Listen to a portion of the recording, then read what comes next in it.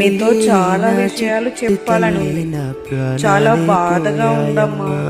ఇంకో 5 నెలలు దాటితే తల్లినయ్యేదాన్ని. నా కళ్ళతో నా బిడ్డను చూడాలని 1000 కళ్ళతో ఎదురు చూసా. అది అవ్వకముందే నా ప్రాణం పోయింది.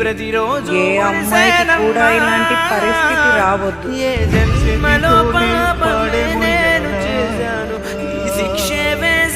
నేను